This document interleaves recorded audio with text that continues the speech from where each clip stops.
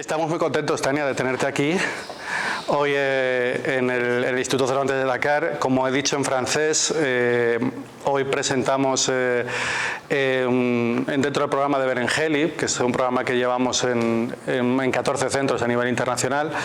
El Instituto Cervantes presentamos un focus sobre bibliotecas y archivos. Y cuando nos propusieron esta actividad aquí en Dakar, queríamos dar un enfoque distinto, puesto que veíamos que la conexión, digamos, que un experto en biblioteca de España puede tener o puede facilitar en Senegal era distinta a la que puede tener pues, en otros países donde el sistema de bibliotecas está desarrollado de la manera occidental. No sé si quieres empezar a... ¿Cómo lo ves? ¿Sí? Vale. Exacto. Por tanto, quisimos darle una diferencia a este approach, ¿no? De poder contar con tu presencia para hablarnos de un tipo de biblioteca y archivo que no está tan presente, que no es un concepto que desde luego es ni muchas veces conocido ni siquiera popular. Pero antes de ello yo quería preguntarte qué es lo que significa para ti un archivo, qué es el concepto de archivo, antes de ir más lejos en tu trabajo, qué es lo que significa y cómo trabajas y manejas ese concepto. Vale, gracias Javier, gracias por la invitación. Hablaré despacio, en que tengo tendencia a hablar muy rápido. Gracias por venir hoy. Merci pour être à vous aujourd'hui, ¿no? Claro, la idea de archivo es la definición clásica. Yo no trabajo con ella, ¿no? Que es al final la idea de la acumulación de documentos que en cierta manera miran al pasado, ¿no? Y que están salvaguardando el pasado, y cuando revisitamos este archivo lo que estamos haciendo es revisitar el pasado. Entonces ahí empiezan todos los problemas desde mi punto de vista, y es que esa revisitación del pasado tiene unas connotaciones, que es que como se guardó eso sigue preservándose en el presente. Es decir, gran parte de los archivos al final están guardando un sistema del pasado, que es un sistema en general tremendamente injusto, y en el caso de las relaciones con la negritud es un archivo que tiene connotaciones coloniales. Por ejemplo, yo creo que si hablamos de los archivos de la esclavitud, y en el contexto español, que es donde realmente trabajo, las personas negras en el entonces, ¿no? En aquel momento en el cual las personas eran esclavizadas, no tenían personalidad jurídica. Y por lo tanto, al entrar en el archivo, entran como sujetos sin personalidad jurídica, por lo tanto sin fuerza. ¿Eso qué significa? Significa, por ejemplo, que alguien que quiera conseguir su libertad huye, y eso es un delito. Por lo tanto, se incorpora en el archivo de una manera delictiva, y eso es constante. Entonces, el pasado lo que está narrando es que las personas negras son peligrosas y delictivas constantemente. Pero no narra la otra verdad, es que claro, esas personas no eran consideradas como tales, y por lo tanto lo que querían era conseguir y luchar por su agencia. Peligrosidad y respecto a las mujeres negras, ¿no? También se establece un estatuto específico. Por lo tanto, la relación de las personas negras en general en un contexto de esclavitud es de violencia, la relación con el archivo. Y eso, a día de hoy, cuando tú vas a un repositorio, un archivo, todavía está ahí, se reproduce esa relación. Sí, bueno, lo hemos hablado alguna vez, lo hablábamos ayer, como Ashil Membe también hacía ¿no? Esta puntualización sobre el archivo crear un archivo ya es una discriminación en sí, ¿no? Muchas veces. Pero en este proyecto, además de archivos negros, ¿no? ¿De qué estamos hablando exactamente? ¿Cómo lo diferencias de otro modelo archivístico? ¿Si hay una metodología propia o es más temático? No sé si podías explicarnos cómo funciona el proyecto. Claro, yo le llamo archivos de... Me tomo la libertad de... Perdona que estoy todo el rato... me tomo la libertad de llamar archivos, pero en realidad es muy grandilocuente si te pones a pensar lo que significa no es archivo. Si retomamos la primera pregunta, en realidad es una manera de resistencia. Es una manera, el archivo negro es una manera una posición crítica frente a cómo se ha creado la memoria. No es un archivo identitario. Cuando utilizo la cuestión o la palabra negro no estoy yendo hacia cuestiones identitarias, sino estoy criticando la manera en la cual se ha preservado, por un lado, la memoria de las personas negras y, por otro lado, los silencios que existen y la invisibilización que existe en los protocolos que hay actualmente, al menos en España, los protocolos que existen para preservar las vidas de una población, una ciudadanía en un territorio. No existe un protocolo específico para coger las vidas de las personas migrantes ni de las personas negras, por lo cual están condenadas a estar siempre en los márgenes, no solo del presente, sino también de la historia. Entonces eso se perpetúa. Archivos Negros lo que pretende es revertir esa situación con los recursos que tengo. En este caso yo siempre, además te lo dije ayer, que ojalá hubieran muchos archivos negros. ¿Cómo se revierte esta situación? Creando, primero investigando. Es muy importante investigar. La investigación, o sea, no se puede crear un archivo sin entender ni comprender los contextos, ni ir hacia los libros y cuestionarlos de manera crítica. Es una manera de intentar romper con estos relatos dominantes. Los archivos negros pueden tener ciertas similitudes con un archivo obrero, un archivo de mujeres o un archivo feminista, con un archivo de personas migrantes, no solo personas negras. Es todo aquello que sale fuera de los relatos dominantes. Se puede considerar en cierta manera como un archivo negro desde un punto de vista amplio, ¿no? Y me atrevo a entrar en otros lugares, pero es preservar la memoria de aquellos sujetos y personas en general que están fuera de los relatos dominantes. No busca, es un archivo que no busca sustituir el archivo, ¿no? Es complementar, introducir otras miradas. No es absolutamente documental, tiene una materialidad. No sé si aquí está este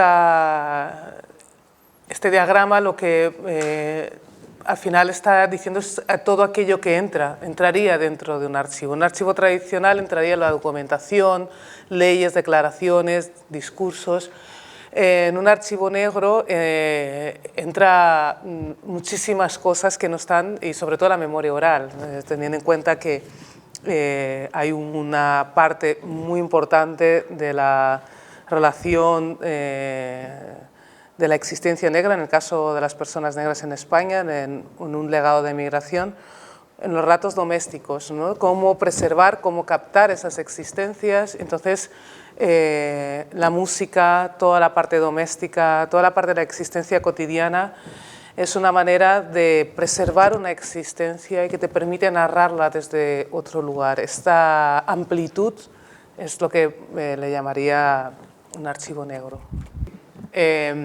Sobre todo en la cultura popular, toda la existencia, porque al final lo que estás buscando, o al menos lo que busca Los archivos negros a través de la investigación es todo lo que ocurre en una vida, en una existencia, y para eso es importante comprender cómo era ese pasado, pero también es importante hablar con la gente.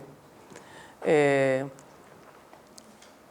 los procesos de investigación hacemos mucho lo que son las comunidades de memoria, reunir a gente para recrear un pasado, hacer cartografías para reconstruir aquello que ocurría, ¿no? Y es importante cuestiones como dónde íbamos a comprar tal producto, que es un producto que no existe, para hacer una receta. Por ejemplo, las comunidades senegalesas que llegan a España a mediados de los 70. Espera, paro. Sí. Poco para resumir, para que se entienda que no sea todo muy disperso, el trabajo es a través de legados, el legado de la esclavitud, con las metodologías, el legado de la colonización, sobre todo la relación con Guinea Ecuatorial.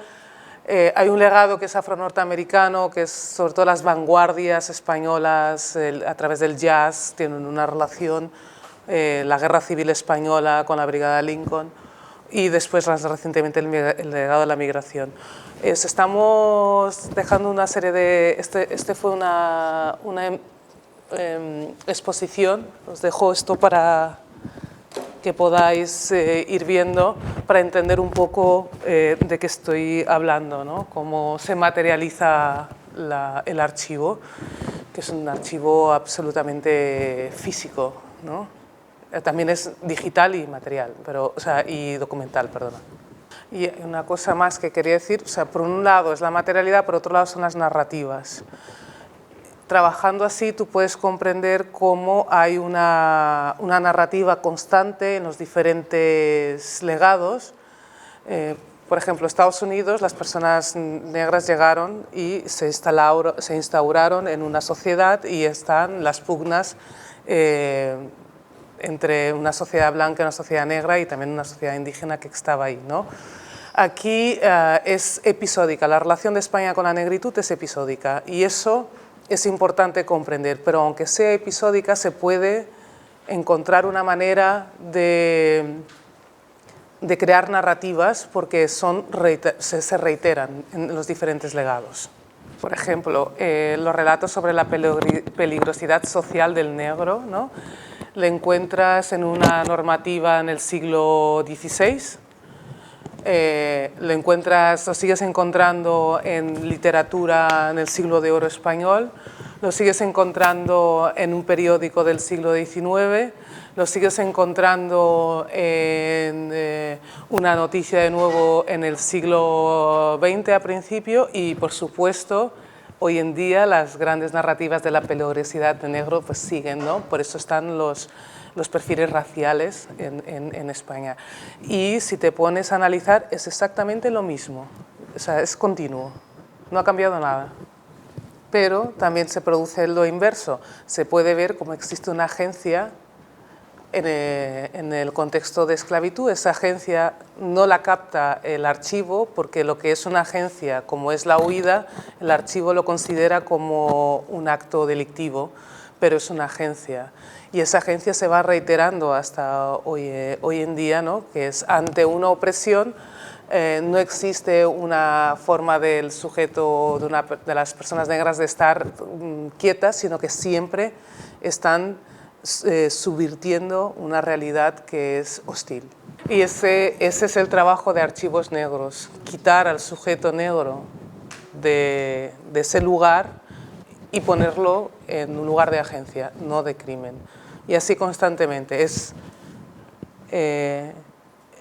importante sacar al sujeto negro de ese lugar donde ha sido condenado a estar.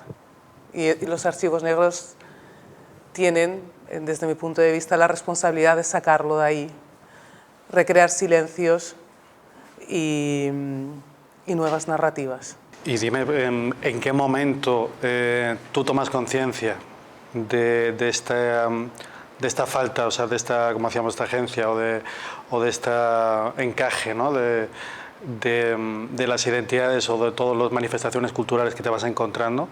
¿En qué momento tomas conciencia tú de algo está, hay una línea, digamos, que atraviesa todo esto y el que yo puedo a lo mejor aportar algo o simplemente, como decíamos, guardarla para presentarla.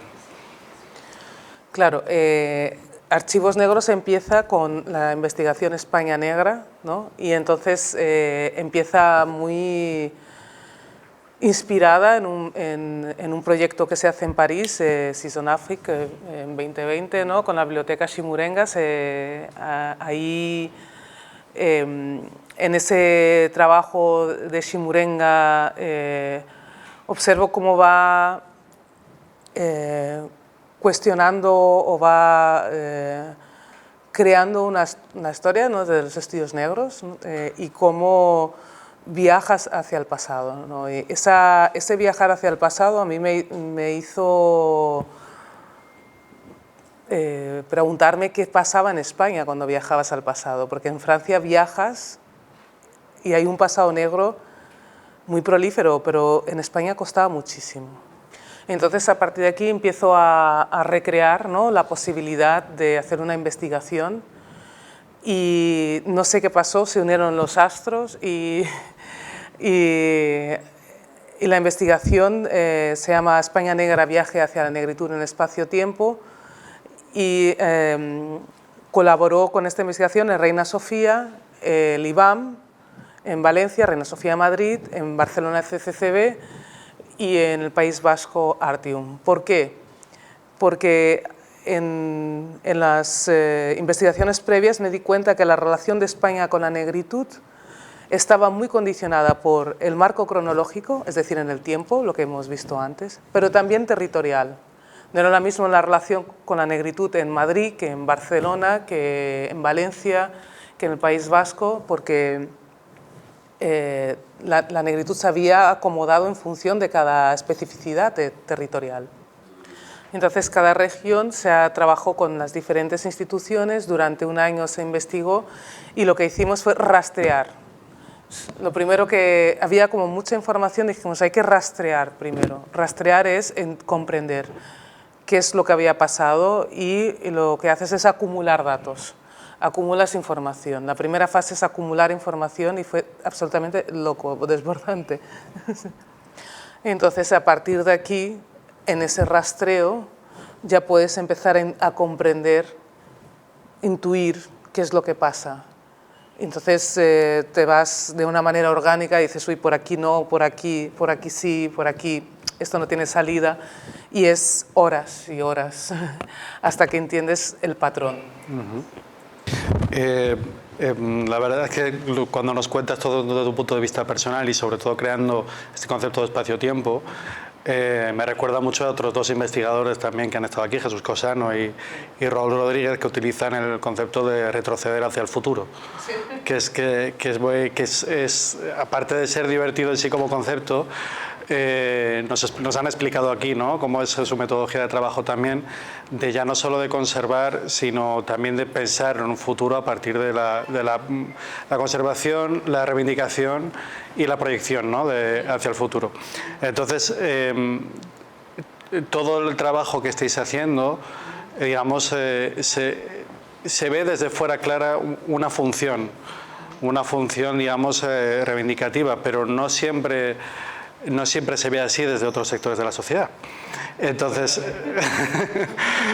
mi pregunta es ¿cómo habéis todo este trabajo, cómo ha sido recibido, ya no solo a nivel institucional, porque ha habido regiones que a lo mejor han sido más, digamos, más proclives a aceptar este tipo de trabajos, sino también en las propias comunidades que os daban los datos? Sí. Hay que decir, a propias personas negras en España que os han cedido parte de sus datos, sí. Y luego, como presentándolo al público, cómo habéis visto que ha recibido, sobre todo la parte expositiva, ¿no?, que es la más visual, cómo ha recibido el público todo este desvelo, ¿no?, de información y de datos tan ingentes que hay ocultos, ¿no? Claro, es que aquí hay una cuestión de recursos, ¿no?, que tampoco puedes hacer una devolución tan fuerte, porque yo al final pues lo he cogido, vamos por partes.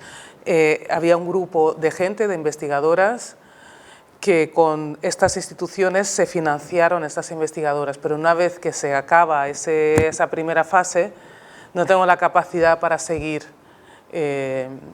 con el equipo de investigadoras y me quedo prácticamente sola, ¿no? ¿Por qué no tengo la capacidad de seguir? Pues porque tienes que tomar una decisión, o bien medias y coordinas, o bien investigas. Y yo quería investigar. Entonces, a partir de aquí, la investigación que hace cada investigadora es como que cada una se queda con lo que ha aprendido, pero en realidad soy la única que tiene como el deseo de seguir trabajando con el pasado, con los archivos, y me doy cuenta de que es un lugar que me siento muy cómoda. Me gusta mucho trabajar con los archivos porque entender y comprender el pasado me daba un lugar en el presente mucho más sólido y tenía claro que ese era el lugar que quería ocupar en la sociedad, no como persona negra, como persona directamente. Y eso pues he ido pues, colaborando con diferentes instituciones, con Manifesta. Entonces cada colaboración es una investigación específica que profundiza en una serie de temas. La de Manifesta, si volvemos de nuevo a esta, vamos a volver de nuevo aquí porque es importante, ay, perdona, aquí, cuando tienes mucha información, ¿no? La de Manifesta básicamente es inmigración en Cataluña, ¿no? Después está La casa encendida, que es esclavitud, ¿vale? Que es, voy a ir por parte. Manifesta es lo que tenéis en vuestras manos. La casa encendida, esclavitud, está aquí, que es una muestra, ¿vale? Del archivo sobre esclavitud, que un poco lo que quería transmitir es cómo la creación del sujeto negro se atraviesa tanto cuestiones de cultura popular, literatura, ciencia, y que se ha ido reiterando en España desde la controversia de Valladolid, ¿no? Hasta que España pierde Cuba, y esto es un archivo visual de esa relación. Y bueno, del mundo y sobre todo de Occidente, que en este caso era muy relacionado con España y las potencias coloniales. Y luego esta exposición que acaba de hacerse en el MACBA, digamos que el foco está en el legado afro-norteamericano, guerra civil, ¿no? Toda la brigada Lincoln que va a luchar contra, o mejor dicho, con el ejército republicano, ¿no? Contra el fascismo, no contra Franco, sino que una vez que Mussolini invade Italia, o sea, Mussolini invade Etiopía, la población afro-norteamericana era muy consciente de que eso era la vía abierta para el fascismo en el mundo y sabían que España era el lugar donde tenían que venir a luchar contra un nuevo orden mundial.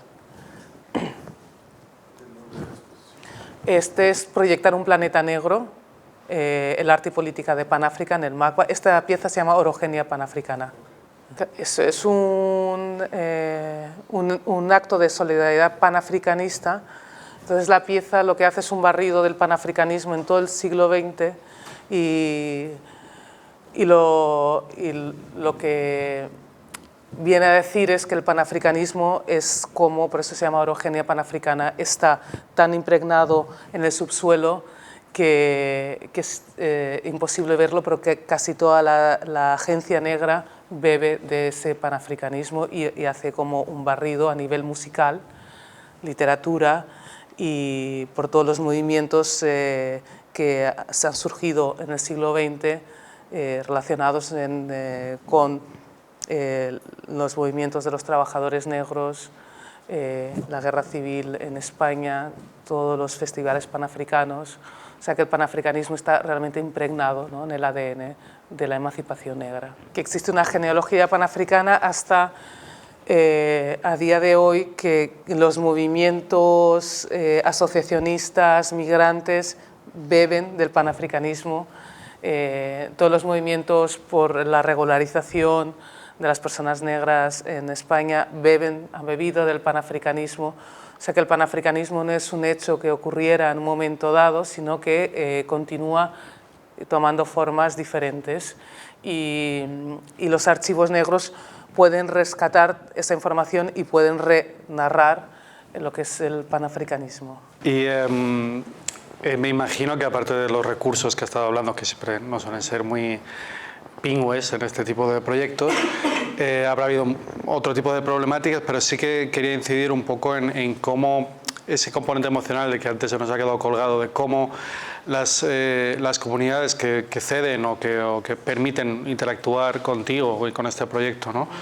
Cómo se ven representados en ese archivo y cómo, sabes, esa dignificación emocional de la gente que participa y de la gente que no participa. Me parece muy interesante. Sí, es verdad, se me ha quedado colgada. Es que, pero, por ejemplo, la gente que iba a ver la exposición de Manifesta lloraba. Decía, por primera vez me veo reflejada en un museo, que no era un museo, que era un espacio que era un edificio muy simbólico en Barcelona, pero que era una manera de representar, y es que la palabra representar es peligrosa, no me gusta mucho, pero una manera de mostrar un pasado sin connotaciones paternalistas. Y evidentemente había gente que se sentía reconocida, otra que no, pero mucha gente me escribía diciendo que había llorado viendo la exposición. Y las personas que participaban, sí que yo tengo personalmente algo pendiente que me gustaría retornarles más, pero no he podido, pero sí que en estas sesiones que hicimos de Manifesta, les cogíamos y les retornábamos y les cuidábamos, pero me gustaría cuidarles más todavía, pero no tengo capacidad. Lo que sí que es importantísimo para mí, que lo que hablan en un momento dado forma parte de Archivos Negros, pero no es público, es su memoria, se abren, la gente, son memorias dolorosas, gente que sufrió mucho. La gente negra en España ha sufrido muchísimo, pero muchísimo. Se me ponen los pelos de punta, o sea, las sesiones eran demoledoras. Hablábamos ayer también de esa territorialidad, ¿no? que has mencionado antes, que parece muy significativa además en tu estudio, de esos espacios no institucionales, no históricos que a veces, ¿no? de esa metodología de microhistoria más que de macro. Sí te quería preguntar también, bueno, primero que nos cuentes un poco cómo funciona y cómo reaccionaban una vez más emocionalmente la gente que participaba a verse reflejado en esos microespacios concretos, ya no solo a través de lo material, sino también del contexto, de su propio contexto, vaya. Reconocimiento. Yo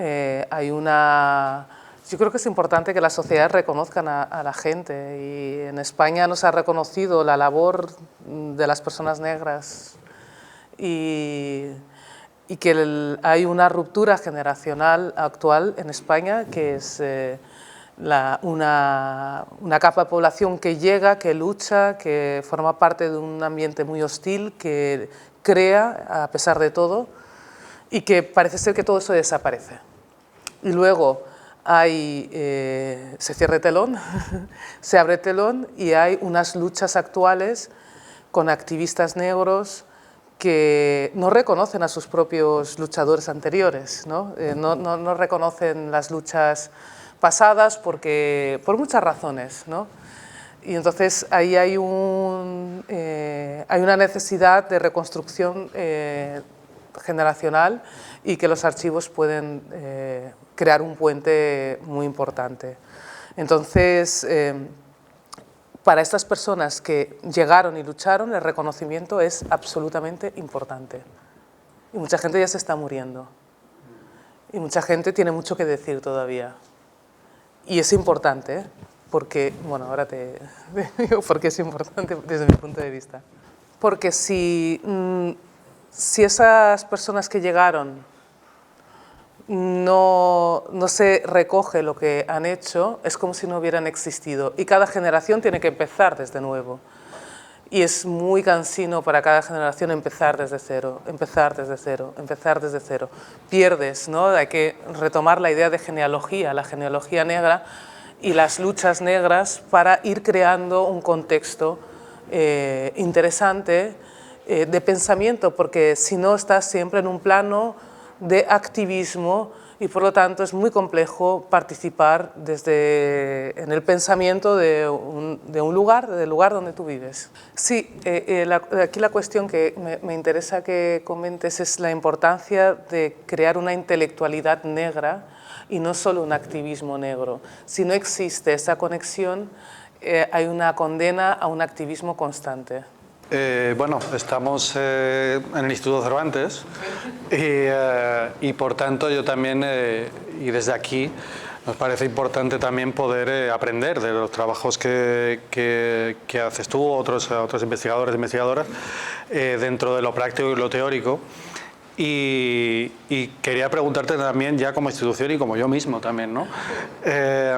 ¿Cómo ves y cómo puedes, dentro del contexto actual y del futuro que podamos tener, cómo podemos integrar o trabajar desde la institución como esta o como otras, ¿no? ¿Cómo podemos favorecer o no solo favorecer, simplemente trabajar de tú a tú y ponerlo encima de la mesa? ¿Cuáles piensas que pueden ser unas herramientas o simplemente canales de comunicación directo con lo que estáis haciendo, ¿no? Vale. Hay dos cosas que me gustaría decir al respecto, que además las he estado pensando. La primera tiene que ver con la conexión que cada vez más fuerte que existe entre España y Senegal.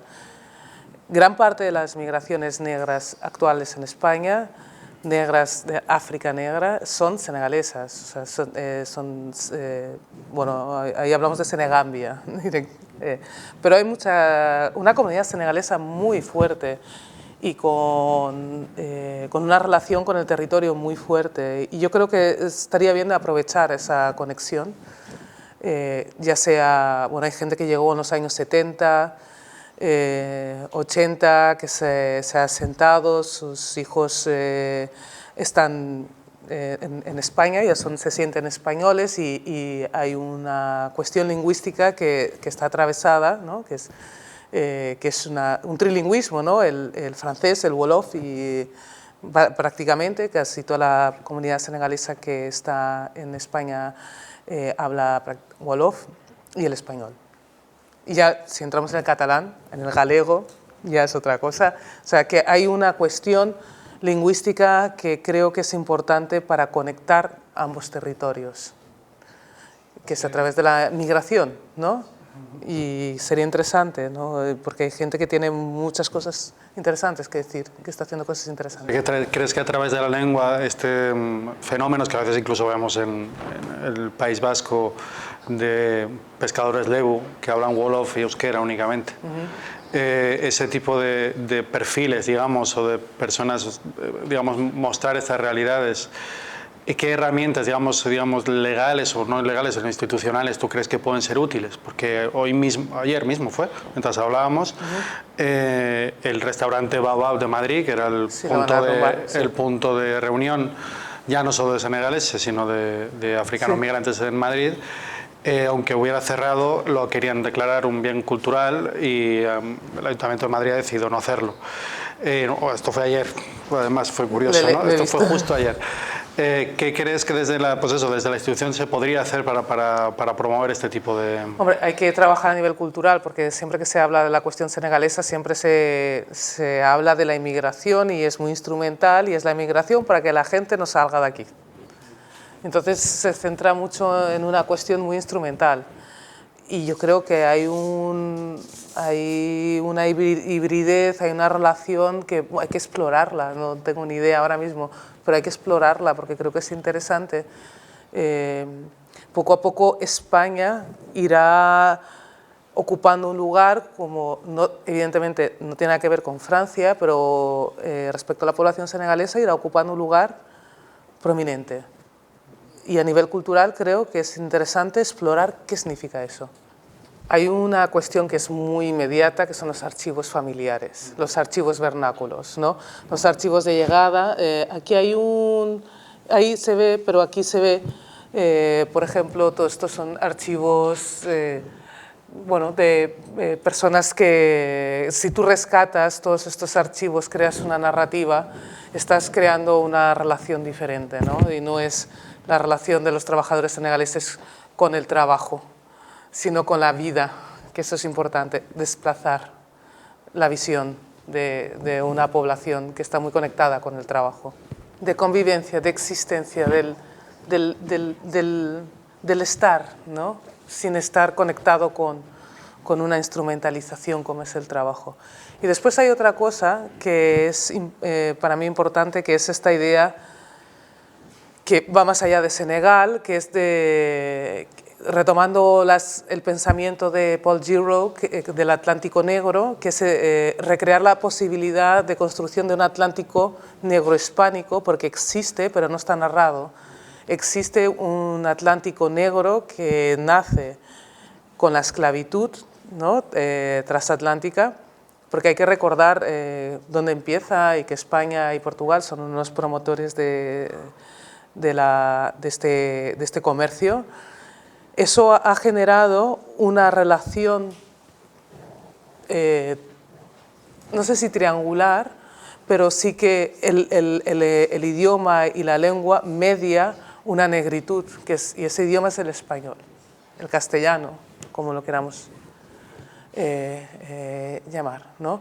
Y ese Atlántico negro-hispánico está compartiendo una serie de elementos culturales que creo que hay que analizar y que se puede también, a nivel lingüístico, básicamente, el Cervantes evidentemente tiene ahí un lugar, ¿no? Y esa conexión en español es interesante porque apenas está explorada. Si vemos el universo anglófono, que es el que explora Gilroy, está muy explorado, el francófono también, ¿no? Y eso, por ejemplo, en la investigación sobre panafricanismo, una de las cuestiones que me interesaba es ese panafricanismo que habla en castellano. Ese panafricanismo que existe en Brasil, que existe en Colombia, que existe en Guinea Ecuatorial con sus dificultades, ¿no? En España, ¿qué estaba hablando ese panafricanismo? De hecho, Marcus Garvey, cuando hace su periódico, su objetivo era, aparte del inglés, el castellano, o sea, el español. Y The Negro World tiene una sección en español, que empieza en 1921 o 22, no me acuerdo. Y porque sabe perfectamente que existe una población negra que habla en español. Sí, además, bueno, para ir acabando esta conversación, es interesante como en el monasterio de Yuso y Suso, que es la cuna del castellano, donde aparecen las primeras églogas escritas, en el salón de actos están todas las banderas de los países hispanófonos, ¿sí? Y no está la de Guinea Ecuatorial. Ya es algo ya muy significativo, ¿no? Sí. Aún no se consideran... es que se olvida directamente, es curioso. Hispanos de estirpe bantú. Que claro, eso es lo que hablamos ayer. Sí. Eso es bastante curioso, esa definición. Digo el pecado, pero no el pecador. El pecado, eso es. Pero bueno, es verdad que sí que hay gente trabajando en este dominio y a través de, además, archivo no material muchas veces es difícil porque la huella, sobre todo en expresiones más escénicas, ¿no? Tanto en la música como en el baile, que es lo único que no les robaba muchas veces, ¿no? Sobre todo en ese triángulo, ¿no? De comercio que hablábamos de esas personas jurídicas que se arrebataban hasta sus nombres, ¿no? Pero quedaba las danzas, quedaban las músicas, quedaban las lenguas. Sí que hay gente trabajando en esto por una manera muy tímida, ¿no? Muy tímida porque no hay tanto esa conexión que hablábamos ayer también de cómo los investigadores os encontráis muy solos. es una cuestión de recursos, absolutamente, ¿no? Pero antes, ayer justo hablamos del cajón, ¿no? Como Paco de Lucía se va a Perú, se apropia de cierta manera el cajón, que es el cajón afro-peruano, y por ahí el cajón gitano parece que, no, que aparece por arte de magia, pero no, es un cajón que es afroperuano y que tiene su origen en el continente africano, ¿no? Y que esas conexiones de sonido, que a veces no es tan lingüísticas, sino que son culturales, también sería interesante explorarlas y están como dispersas, ¿no? Que es un poco la idea de España negra, que existe esa memoria negra de España, pero está fragmentada, está dispersa, y que para acabar lo que hace Archivos Negros, entre otras muchas cosas, como un acto de resistencia, como una política de memoria, es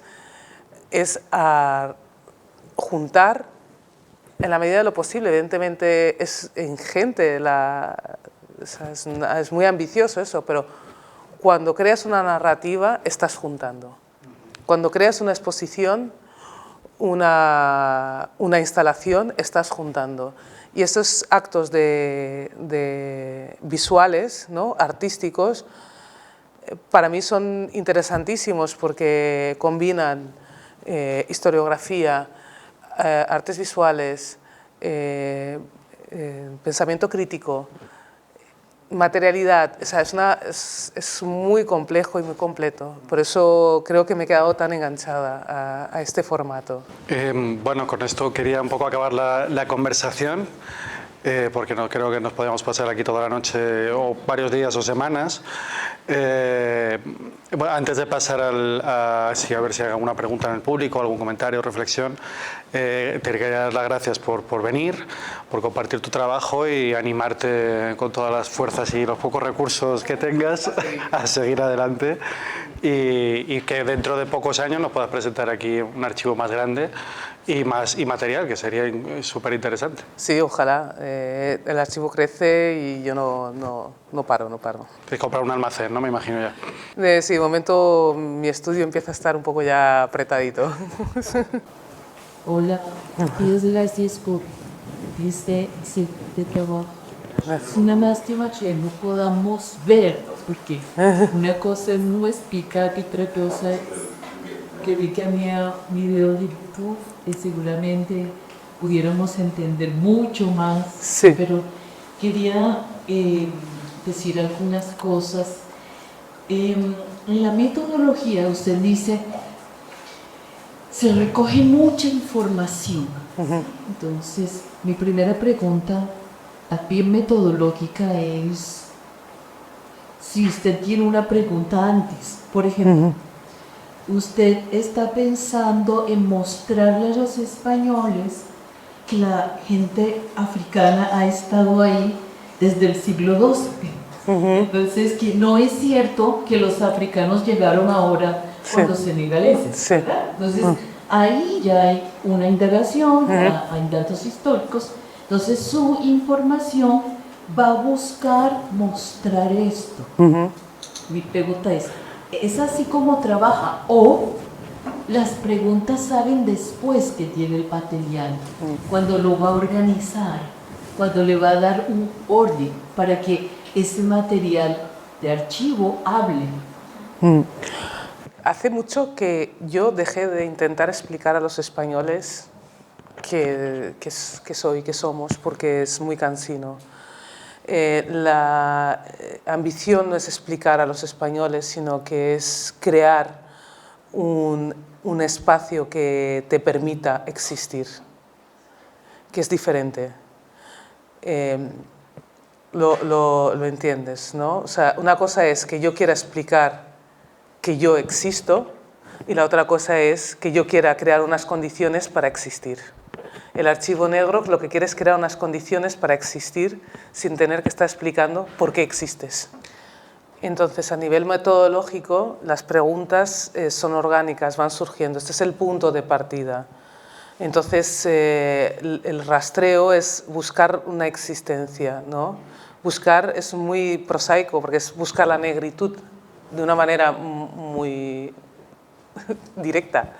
O sea, es decir, donde había personas negras, donde había rastros de una existencia negra.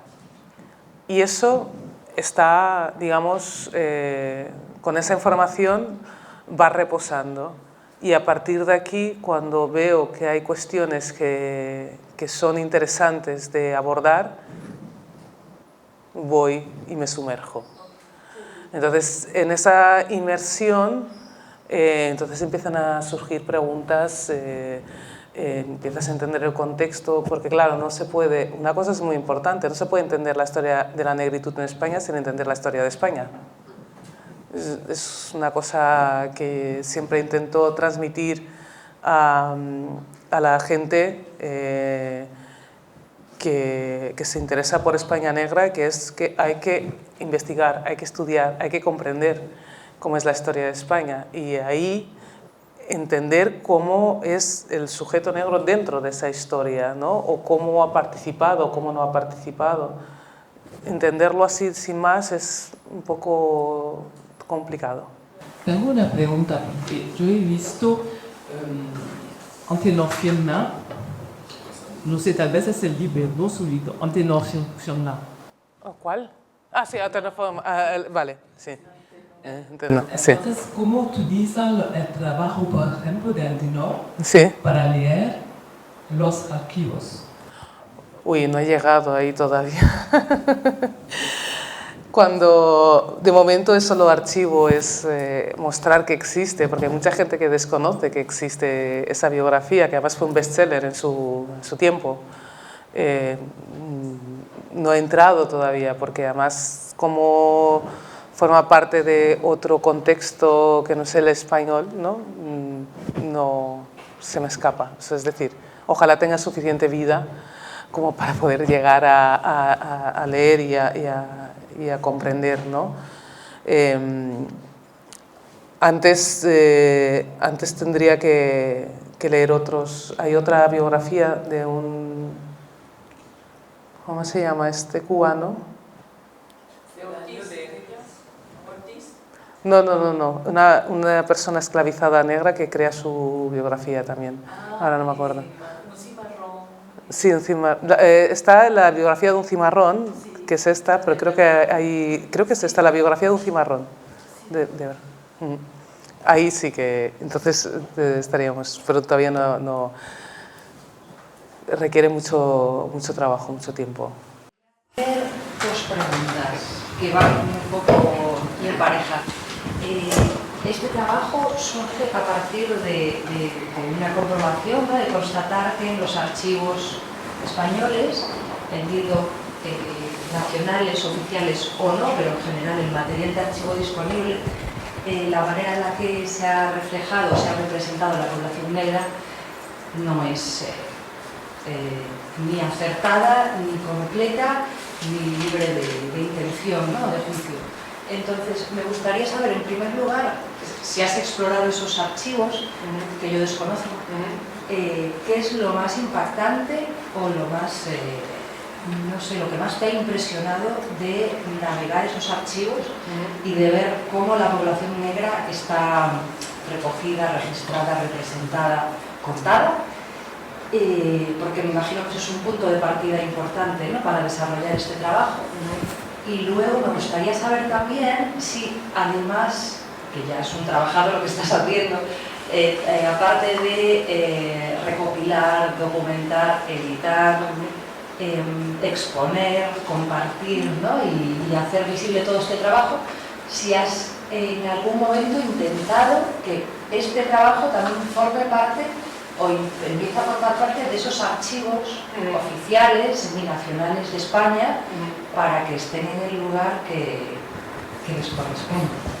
Claro, empiezo por la última pregunta. Aquí la pregunta también es qué es lo que es archivable y qué es lo que no es archivable. Sí que he tenido conversaciones tanto con el Archivo Municipal de Barcelona, con archivos estatales, ¿no? Para sobre todo empezar están más interesados ellos no tanto en incorporar estas memorias, sino en revisar lo que tienen para crear nuevas narrativas. Están un poco más ahí. Hay una parte, por ejemplo, en los archivos estatales que han hecho que son de los movimientos sociales y que están trabajando con otra gente para crear como un archivo de movimientos sociales afro, ¿no?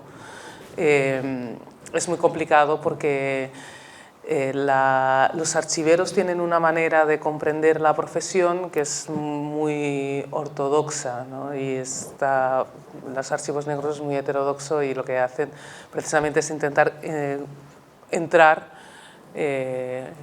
otros relatos, ¿no? Dentro de relato dominante y es, claro, tú estás tocando la base de todo y es muy complejo. Pero está ahí. Hay interacciones tanto con archivos municipales como archivos estatales, muy lentas, atropelladas, pero estamos ahí. Y después la otra pregunta, es muy complicado ir a los recursos, o sea, primarios. La lectura de los archivos negros es a través de las lecturas de otros digamos, investigadores que han creado algún tipo de libro o han creado una narración sobre aquello que han estudiado en los archivos. O sea, ir a los recursos, ir a los archivos requiere mucho tiempo, requiere muchos recursos para poder ir y analizar lo que hay en los archivos de las Indias. Entonces, lo que sí que en esta primera fase lo que hemos es barrido lo que dicen los académicos sobre esos archivos. Y lo que sí que hemos constatado, al menos yo, es muy curioso, tienen casi todos los libros la misma forma, ¿no? O sea, es decir, hablan un poco de la vida de estas personas y qué es lo que narra el archivo, pero es una absoluta descripción de como si tú coges una serie de datos y describes, bueno, pues hay 5 5, 2 doses, los doses son mayores que los 5 porque son menores que los 5 porque los doses son menos que los, ¿sabes? Van analizando el archivo a nivel de datos y por lo tanto hacen que el sujeto negro sea un objeto de estudio y no una persona que forma parte de un pasado. Y eso sí que se ha constatado. Dentro de ese grupo de personas hay unos que son mucho más humanistas y hay otros que son absolutamente narradores del archivo tal cual, muy fieles a lo que dicen, ¿no? Y a partir de aquí tú puedes entender, ¿no? A través de esa forma de narrar el archivo, puedes interpretar lo que está ocurriendo sin ir a las fuentes primarias. Porque ir a las fuentes primarias realmente es una labor ya de un investigador que se dedica a eso y tiene recursos para pasarse unas cuantas mañanas dentro del archivo a revisar y que tenga alguien que le traduzca esos archivos y que es realmente una labor. Pero sí que, aún no habiendo hecho ese trabajo, se puede llegar a la conclusión de lo que está ocurriendo porque hay una serie de elementos que te llevan directamente a esa interpretación. No hay nada que te haga ver lo contrario. Después tienes todos los archivos eclesiásticos que tienen digamos, otra función, ¿no? Que es quién ha estado bautizado, quién se ha muerto, quién no se ha muerto, pero la información es sí, quién se ha casado, quién... O sea que en general es como muy hegemónica la lectura, ¿no? De las imágenes. De los archivos, sí. Sí, porque muchos investigadores están interpretando lo que hay en esos archivos. Sí, hola, buenas noches, muchas gracias. Quería preguntarte, dentro de toda la investigación que estás haciendo, pues mencionaste diferentes dimensiones, la lengua, la música, los instrumentos, etc. No sé qué tanto has investigado o te has enfocado alrededor de la alimentación como una forma y un poder de transformación, ¿no? Más como de conexión y comunidad, más allá de las recetas o más allá de los ingredientes, sino realmente de esa conectividad y constitución de comunidad y de identidad, ¿no? Como en profundidad no, pero sí que, por ejemplo, en esta, te pongo un ejemplo para que entiendas hasta dónde es importante lo que dices. En este proyecto de Manifesta había una parte de Cure and Care, que es cuidar y ser cuidado, ¿no? Que era, por una parte, esos momentos de unión, ¿no? La gastronomía, sobre todo muchas comunidades migrantes que se reunían los domingos, ¿no? Que es curioso, y abro un paréntesis, el domingo, la importancia del domingo en las comunidades negras, ya estemos hablando del pasado, las plantaciones del domingo como lugar donde se crean los sonidos, donde se crean los platos, donde se produce este espacio de comunión y unión y todavía se siguen produciendo, ¿no? Y que es el día libre, el día de estar juntas. El otro espacio es el de espiritualidad, la religión, la espiritualidad como un espacio de, no solo de salvación, también de conexión, de unión, de estar en conexión con un grupo de gente con el que compartes y es importante para ti la existencia. El salón de casa, el estar juntos más allá de la comida, la reunión, el reírse, el estar, el recordar, ¿no?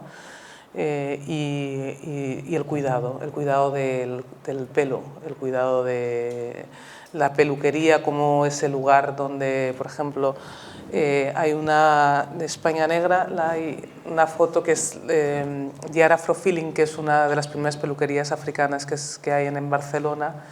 Esta peluquería era un espacio de unión donde las mujeres negras podían ir a ver revistas a Mina, la revista Mina, que claro, tú vas a un kiosco en Barcelona en los años 90 y es que no sabes, o sea, no hay nada donde tú puedas conectar con tu belleza, ¿no?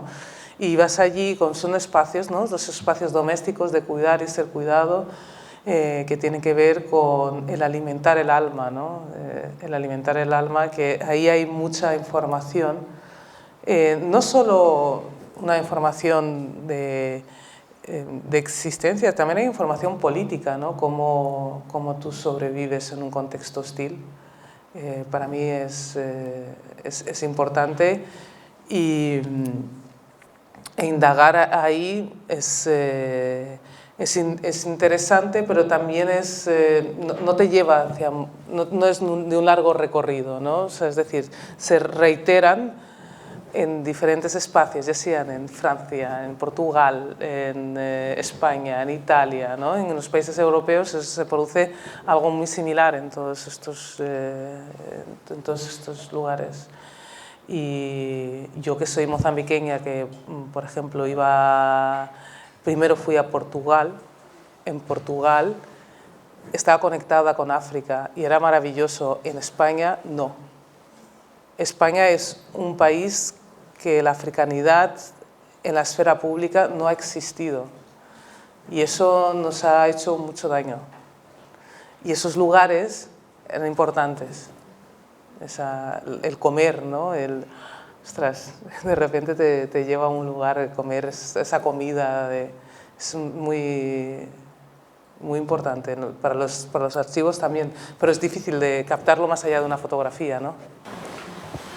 Gracias, Tania, por tu trabajo, por esta presentación, por hacerlo en español, todo este trabajo, porque realmente sí coincido, o sea, todas las cosas que has dicho sobre lo poco que se habla en español de estos temas es enorme. Yo al haber estudiado fuera, cada vez que trato de comunicar a mi familia sobre algo que sea diferente, no tengo cómo no ser la única fuente de información, básicamente. Entonces, yo quería preguntar cómo leer más y en particular de aquello que mencionaste sobre cómo es la negritud en las provincias, ¿no? Porque no es solo la barrera de lo del español, es también que más allá de Barcelona y Madrid se escribe poco, ¿no? Yo soy gallega malagueña y la manera de mirar al otro en cada uno de esos dos lugares es completamente diferente. Entonces, si has escrito algo, pues me encantaría leer. Estoy en ello. No, pero por ejemplo en Galicia hay una comunidad de Burela muy interesante de caboverdianos y que tienen las batuqueiras y que son maravillosas, y después esa conexión entre Galicia y Cabo Verde como espacios de personas de diáspora, que hay muy poca gente en el espacio, es gente que se mueve, ¿no?, por el mundo, y cómo, por ejemplo, la migración caboverdiana que se dedicaba a la pesca va a Galicia y reemplaza a los pescadores galegos que ya no quieren hacer ese trabajo y hacen ese trabajo, ¿no? Esas conexiones son interesantísimas, yo creo que explorarlas más. Y sí, al final España es tan diversa, tan plural, que yo creo que una de las cuestiones de las personas negras y africanas es que se adaptan súper bien al entorno donde llegan, y hasta tal punto que, o sea, tú, un negra catalá es catalá, un negra galego es galego, un negra andalucía es andaluz, ¿no? Madrid es madrileño, o sea, toda la chulería madrileña te la vas a encontrar allí, y entonces esa pluralidad es interesantísima, a mí me fascina, a nivel de estudios. Una de las cuestiones de España Negra, así como de Archivos Negros, ya para cerrar, es cómo comprender la negritud en España.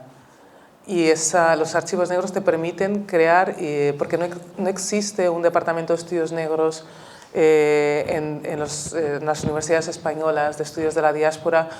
Y yo creo que es importantísimo comprender cómo funcionan las poblaciones en un territorio, ¿no? Más allá de, vuelvo a insistir, de que sean sujetos migrantes, o sea, cómo funcionan, cómo operan, cuáles son las jerarquías que se imponen, ¿no?